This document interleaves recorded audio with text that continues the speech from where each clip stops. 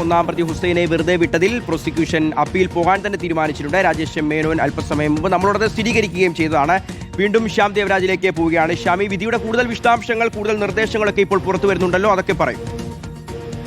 വിധിയുടെ കൂടുതൽ വിശദാംശങ്ങളെല്ലാം തന്നെ പുറത്തു വന്നു കഴിഞ്ഞു. ഇതിൽ പറയുന്നത് ഏതാണ്ട് 12 പ്രതികൾക്കാണ് ഹൈക്കോടതി ജീവപര്യന്തം ശിക്ഷ നൽകുന്നത്. 12 പ്രതികൾക്ക് ജീവപര്യന്തം ശിക്ഷ നൽകുമ്പോൾ എല്ലാം ഈ നേരത്തെ കേസിലാകെ 16 പ്രതികളുണ്ടായിരുന്നു. അതിൽ 13 പേർ കുറ്റക്കാരാണ് എന്ന് ഹൈക്കോടതി ഡിവിഷൻ ബെഞ്ച് കണ്ടെത്തുന്നു.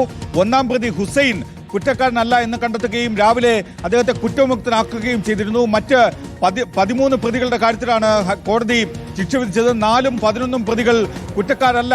നേരത്തെ വിചാരണ കോടതി അവരെ കുറ്റക്കാരാണെന്ന് കണ്ടെത്തിയിരുന്നു. പക്ഷേ അവരുടെ വിചാരണ കോടതി അവർ കുറ്റക്കാരല്ല എന്ന് കണ്ടെത്തിയിരുന്നു. ആ വിധി, വിചാരണ കോടതിയുടെ വിധി ഹൈക്കോടതി ശരിവയ്ക്കുകയാണ് ചെയ്തത്. തുടർന്നാണ് മറ്റ് 13 പ്രതികളുടെ കാര്യത്തിൽ ശിക്ഷ ഉയർത്തുന്ന കാര്യത്തിൽ കോടതി തീരുമാനത്തിലേക്ക് എത്തുന്നത്. അതിൽ 13ൽ 12 പ്രതികൾക്കും ജീവപര്യന്തം ശിക്ഷയാണ് ഹൈക്കോടതി നൽകുന്നത്. ഒരു പ്രതിക്ക് 1 വർഷം ശിക്ഷയും നൽകുന്നു. നേരത്തെ ആ പ്രതിക്ക് 3 മാസത്തെ ശിക്ഷയായിരുന്നു വിചാരണ കോടതി നൽകിയിരുന്നെങ്കിൽ അത് 1 വർഷത്തെ ശിക്ഷ ഇന്ത്യൻ ശിക്ഷാ നിയമത്തിലെ 323 വകുപ്പ് അനുസരിച്ച് 1 വർഷം ശിക്ഷയായി മാറ്റുകയും ചെയ്യുന്നുണ്ട്.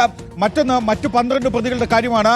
ഇതിൽ 12 പ്രതികൾക്കും നേരത്തെ വിചാരണ കോടതി നൽകിയിരുന്നത് 7 വർഷത്തെ തടവ് ശിക്ഷയാണ്. പക്ഷേ ആ 7 വർഷത്തെ തടവ് ശിക്ഷയിൽ നിന്ന് ശിക്ഷ പരമാവധി ശിക്ഷയായി ഉയർത്തുന്നു. അത് ജീവപര്യന്തമായി ഉയർത്തുന്നു. സംസ്ഥാന സർക്കാരിന്റെ അപ്പീലിലെ ആവശ്യം അംഗീകരിക്കുകയും ചെയ്യുന്നുണ്ട്. 12 പ്രതികൾക്ക് ജീവപര്യന്തം ശിക്ഷയാണ് ഹൈക്കോടതി ഡിവിഷൻ ബെഞ്ച് ഈ അപ്പീലിൽ അനുസരിച്ച് അന്തിമമായ വിധി അനുസരിച്ച് നൽകുകയും ചെയ്യുന്നത്. 12 പ്രതികൾ ജീവപര്യന്തം ശിക്ഷ അനുഭവിക്കണം. ഒപ്പം 2 ലക്ഷം രൂപ വീതം പിഴയും നൽകണം.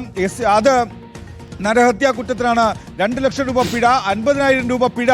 SC/ST പട്ടികജാതി പട്ടികവർഗ പീഡന നിരോധന നിയമം അനുസരിച്ച് 50,000 രൂപ അതിന്റെ ശിക്ഷയ്ക്ക്, അതിന്റെ കുറ്റത്തിനുള്ള ശിക്ഷയായും പിഴയായും കൂടി നൽകുകയും വേണം. നമ്മൾ മനസ്സിലാക്കുന്നത് ഓരോ പ്രതിയും ഏതാണ്ട് 2.5 ലക്ഷം രൂപ വീതം പിഴ നൽകണം എന്ന കാര്യമാണ്.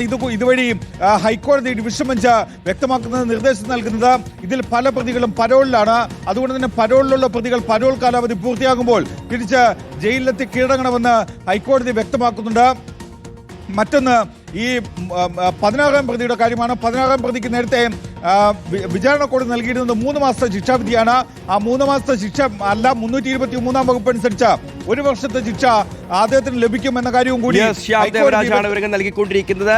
വിചാരണ കോടതിയുടെ വിധിയിൽ തൃപ്തരല്ല എന്ന് കാണിച്ചുകൊണ്ടാണ് മധുവിന്റെ അമ്മയും സഹോദരിയും ഹൈക്കോടതിയെ ഇപ്പോൾ സമീപിച്ച് ഒരു വിധി നേടിയെടുത്തിരിക്കുന്നത്. മധുവിന്റെ കുടുംബത്തിന്റെയും ഇതിനൊപ്പം വിചാരണ കോടതി വിധിക്കെതിരെ പ്രതികളും സമർപ്പിച്ച അപ്പീലുകളാണ് ഹൈക്കോടതി ഇന്ന് പരിഗണിച്ചത്. ഇതിലാണ് ഇപ്പോൾ വിധി വന്നിരിക്കുന്നത്. ഇക്ബാൽ അറക്കലിലേക്ക് കൂടി നമ്മൾ പോവുകയാണ്. ഇക്ബാൽ, ഈ മധുവിന്റെ അമ്മയും സഹോദരിയും നടത്തിയ വർഷങ്ങൾ നീണ്ടുനിന്ന ഒരു നിയമ പോരാട്ടം, ഒരിക്കൽ പോലും ഒരു സമ്മർദ്ദത്തിനും ഒരു സ്വാധീനത്തിനും വഴങ്ങി ഒരടി പോലും പുറകിലേക്ക് വെക്കാൻ മധുവിന്റെ കുടുംബം തയ്യാറായിട്ടില്ല.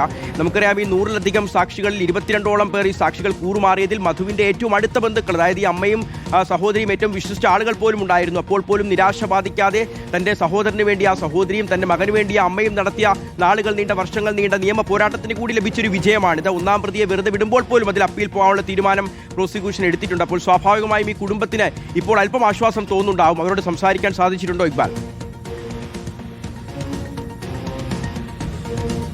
ഷിഹാസ, ഈ 16 പ്രതികളെയും കടുത്ത ശിക്ഷ നൽകി ശിക്ഷിക്കണമെന്നുള്ളതായിരുന്നു മധുവിന്റെ കുടുംബത്തിന്റെ ആവശ്യം. കഴിഞ്ഞ ദിവസം ഉൾപ്പെടെ മധുവിന്റെ അമ്മയും അതുപോലെ തന്നെ സഹോദരി സരസുമേല നമ്മളോട് പ്രതികരിക്കുമ്പോൾ അവർ ആവശ്യപ്പെട്ട കാര്യം ഇത് തന്നെയായിരുന്നു. ഹൈക്കോടതിയിൽ പൂർണ്ണമായിട്ടുള്ള വിശ്വാസമുണ്ട്. 16 പ്രതികൾക്കും കനത്ത ശിക്ഷ തന്നെ തങ്ങളുടെ പ്രിയപ്പെട്ടവനെ കൊലപ്പെടുത്തിയതിനുള്ളത് കിട്ടും എന്നുള്ളതായിരുന്നു അവർ ഉറപ്പിച്ച് പറഞ്ഞിരുന്നത്.